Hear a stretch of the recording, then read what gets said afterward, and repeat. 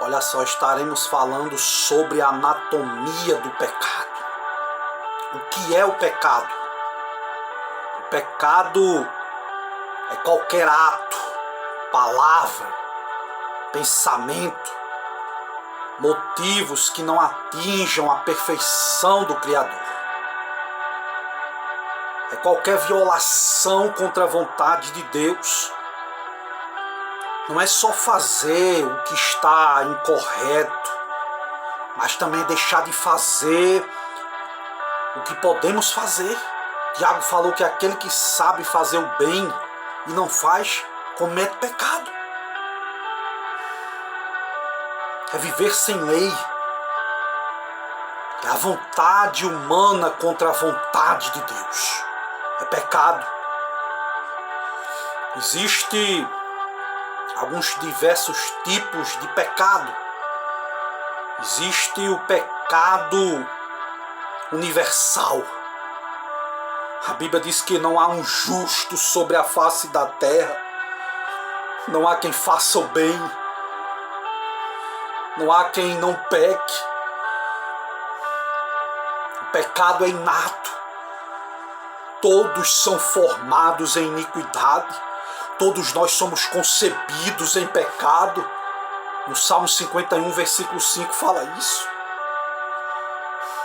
O pecado é algo insinuante. O pecado é algo penetrante.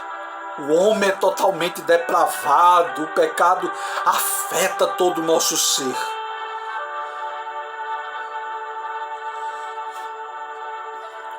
O pecado muitas vezes tem início na mente. É através do pensamento que o homem pode vaguear pelos antros do pecado, onde nenhum olhar humano pode segui-lo. Quanto mais pensar no pecado, saborear como um sorvete que lentamente vai se derretendo, mais provável é que chegue a cometê-lo. O pecado é sempre contra Deus. O pecado ele cega. O pecado ele escraviza. Amarra os seus cativos com correntes de concupiscência, de cobiça. O pecado ele é enganador. Oferece prazer, mas não concede uma satisfação duradoura. O pecado promete uma satisfação de fuga ao castigo, mas nunca o torna realidade.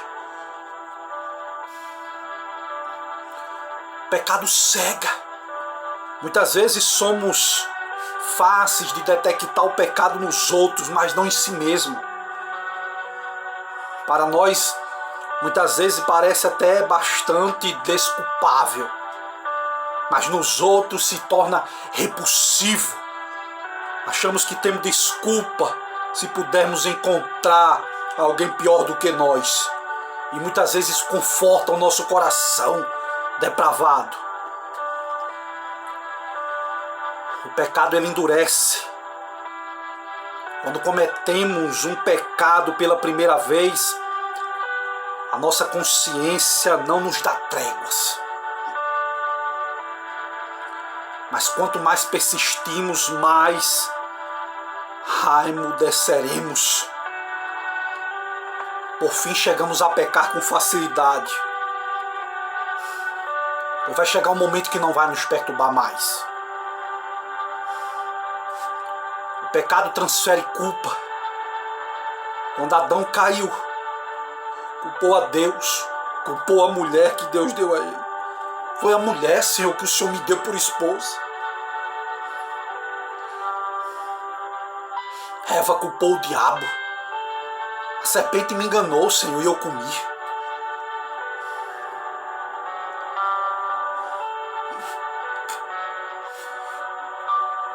Existe, por exemplo, algumas explicações para os acidentes de automóveis que são enviadas às companhias de seguro. Eu até anotei algumas desculpas que muitas vezes as pessoas se acidentam e mandam. para as companhias de seguro. Uma delas é que a pessoa não sabia para onde ia, por isso eu atropelei. Outra delas é que o homem andava por todo lado. Tive que me desviar muitas vezes antes de bater nele. Outra desculpa, saí do acostamento, dei uma olhadela para minha sogra e fui pela ribanceira abaixo. Outra desculpa é o poste de telefone estava se aproximando rápido. Tentei desviar e ele bateu mesmo de frente. O pecado secreto na terra vai ser escândalo no céu. O pecado nunca é estático, não. O pecado funciona como fermento. Uma mentira tem de ser escondida por outras mentiras. Quando alguém comete um ato imoral, considera que já foi tão longe, o melhor será até o fim. O pecado na realidade é como uma bola de neve rolando por uma encosta. Quanto mais roda, maior se torna. O pecado muitas vezes traz sofrimento a pessoas inocentes, a gerações futuras. Os filhos de um alcoólatra partilham da mesma desgraça. A AIDS tem sido transferido para pessoas inocentes através de transfusão de sangue. Uma dependente química vai prejudicar o seu bebê, que ainda não nasceu, e assim por diante. O pecado tem suas consequências nesta vida e na vida futura também. Davi, como exemplo, tinha tudo. Davi era um homem que tinha um bom aspecto. Davi tinha riqueza. Davi tinha fama. Davi tinha posição social, tinha prestígio. Davi tinha família. Davi tinha amigos.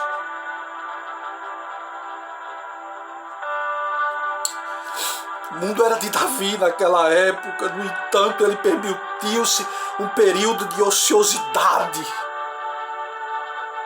onde os reis iam para a guerra. Davi ficou em casa e viu a mulher do seu soldado tomando banho, cometendo aquele terrível pecado.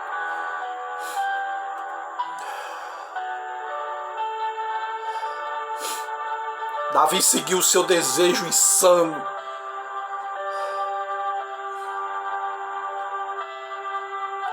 Trocou por um momento de paixão a honra de Deus, o seu testemunho, a estima da família, o respeito dos amigos.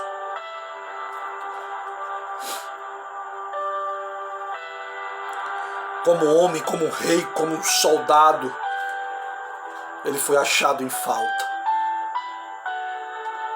Assim como Esaú, que trocou o seu direito de primogenitura por um prato de lentilhas.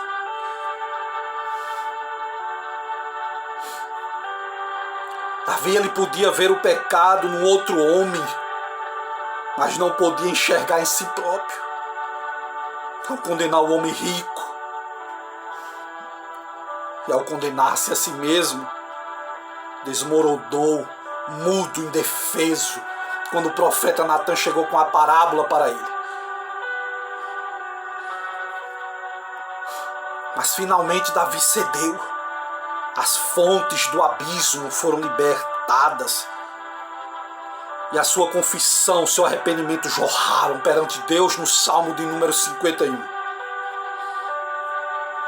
No Salmo 51, Davi diz: ó Deus, pelo teu amor tem compaixão de mim. Apaga os meus pecados pela tua misericórdia. Lava-me completamente da minha maldade. Purifica-me dos meus delitos. Eu reconheço as minhas faltas e estou consciente dos meus pecados. Pequei contra ti, somente contra ti. Foi o salmo de arrependimento. Davi disse: na verdade eu sou mau desde que eu nasci. Sou um pecador desde o ventre da minha mãe. O respeito pela verdade é o que tu preferes encontrar no coração do homem, ensina-me a sabedoria. Limpa-me do meu pecado, ficarei puro, lava-me e ficarei mais branco do que a neve.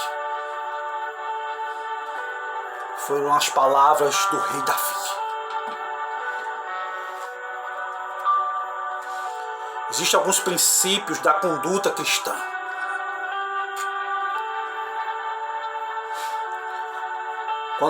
Quando formos tomarmos algumas atitudes,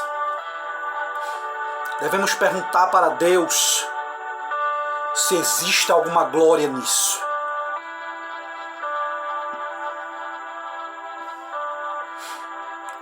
Um evangelista famoso prega o evangelho para a glória de Deus e a sua esposa lava a louça com o mesmo propósito e pendura sobre o seu lava-louça uma pequena nota que diz: aqui são realizadas serviços para Deus 3 vezes ao dia. Qualquer tipo de trabalho honroso pode ser feito para a glória de Deus.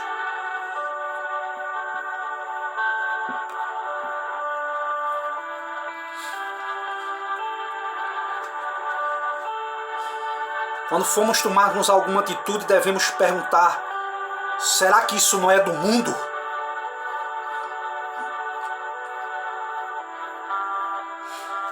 Com o novo nascimento, recebe-se o Espírito, uma intuição para distinguir tudo que é mundano. Com o amadurecimento na graça, essa intuição pode até ficar mais apurada.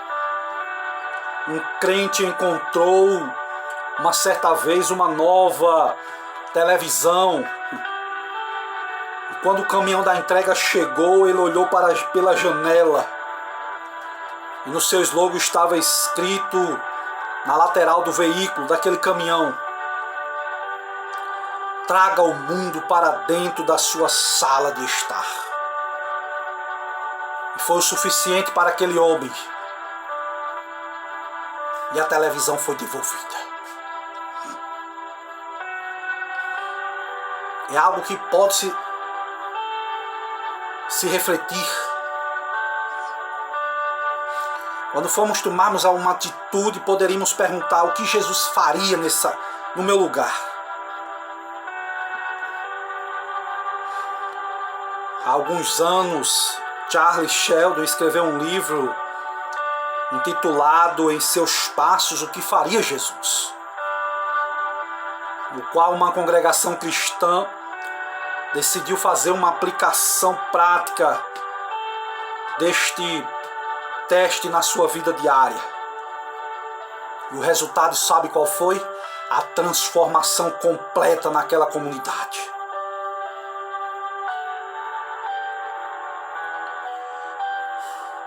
Devemos manter diante dos nossos olhos como único padrão de santidade um exemplo deixado por Cristo quando caminhou pela terra.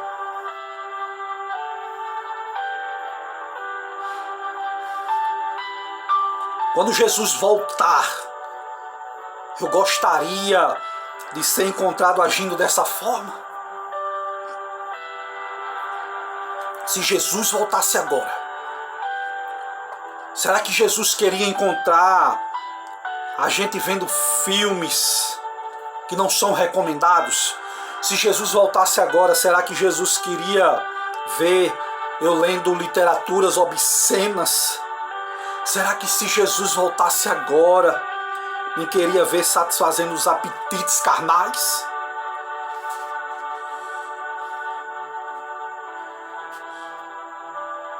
Ou será que ficaríamos envergonhados se Ele nos dissesse: o que é que você está fazendo aqui? Você está me amando mais do que esses prazeres momentâneos?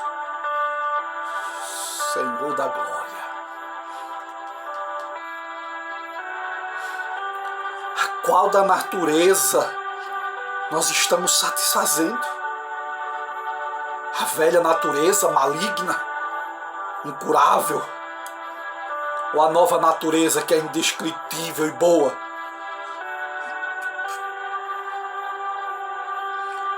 Ou nós alimentamos o lobo que existe dentro de nós? Ou não podemos esperar que o cordeiro vença a batalha? Você sente liberdade para fazê-lo? Ao lembrar que o seu corpo é templo, é morada do Espírito Santo?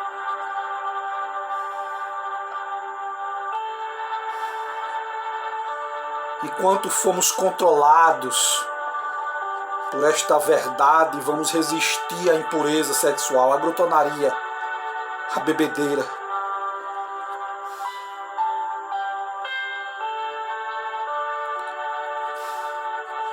Será que é uma boa forma de comportamento apropriada para um filho de Deus?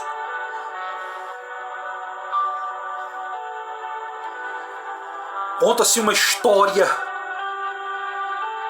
sobre o filho de Luís XVI, da França. Quando uma mulher maldosa tentou corrompê-lo, ensinando-lhe palavras indecorosas, o príncipezinho encerrou os punhos, bateu com os pés e disse: não as direi. Não as direis essas palavras imundas.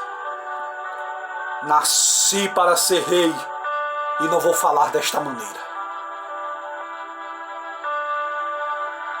Quando encontrarmos um morador de rua revirando lixo, poderemos sentir pena. No entanto, não ficaremos surpreendidos. Mas ao vermos um filho de um homem importante vivendo como um marginal, vamos ficarmos chocados. Por quê? Porque não se espera que um filho de uma pessoa importante faça esse tipo de coisa, tenha esse tipo de comportamento.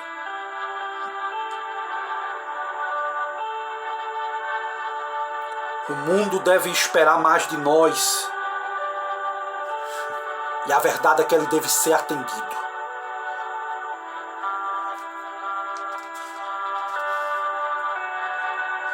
De que forma nós estamos gastando o nosso tempo? A Bíblia diz que como mordomos devemos remir o tempo, tirar melhor proveito de cada minuto. Devemos pôr de lado muitas atividades para dar lugar de maior importância e prioridade ao reino de Deus. E muitas vezes isso inclui-se recusar certos convites mundanos.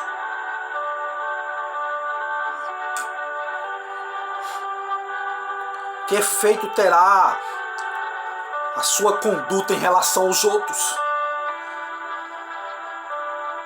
Há certas ações na vida que são moralmente neutras.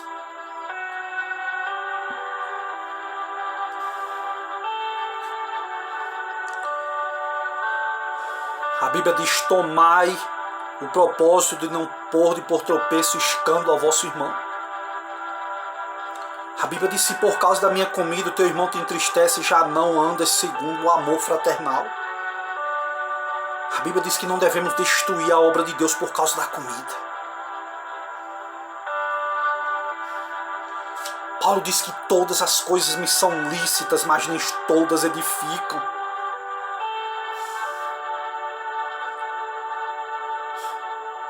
Assim, apesar de um cristão ter o direito de comer carne de porco, marisco, ou beber vinho, por exemplo, com moderação,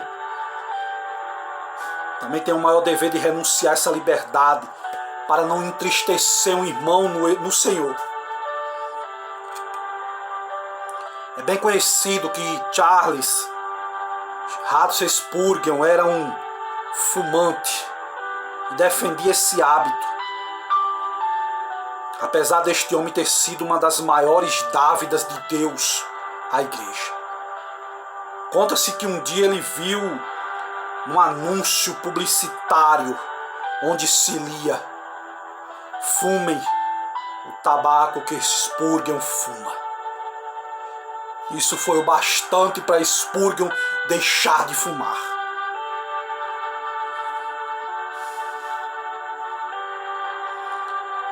Se tem algo que é de caráter duvidoso, deve ser largado.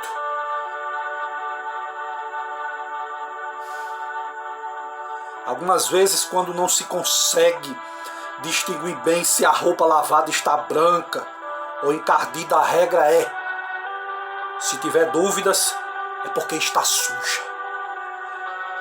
Pode-se adaptar a esta regra assuntos moralmente indiferentes. Se tiver dúvida, é porque está errado. Devemos se abstermos de toda aparência do mal. Devemos se abster daquilo que é um embaraço. O que é que pode ser um embaraço na vida cristã? Uma amizade pouco espiritual, um emprego que exija muitas horas do nosso tempo, um passatempo muito envolvente, um desporto que nos monopolize, hábitos televisivos indiscrimináveis. Tudo isso pode impedir que o crente chegue à vitória. Gastar tempo excessivo em qualquer atividade que não seja essencial pode tornar-se um embaraço, um tropeço.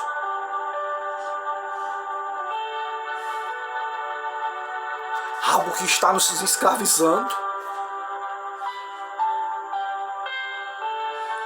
Paulo nunca permitiria a si próprio viciar-se em comida, em bebida, drogas, esporte, jogos eletrônicos, TV, internet, redes sociais. E aqui eu encerro esta meditação. Qual é a nossa aparência aos olhos de Cristo? Alguém sugeriu que o maior teste para o comportamento cristão é a nossa aparência aos olhos de Cristo. Será que Ele aprova? Ficaríamos embaraçados se Ele estivesse agora do nosso lado? A verdade é que Ele sempre está presente. Tal como o antigo cântico dizia: Ele vê tudo o que faço, Ele vê tudo o que digo. Meu Deus escreve tudo no seu livro. Ter sempre presente o Salvador como companheiro constante terá uma influência santificadora nas nossas vidas.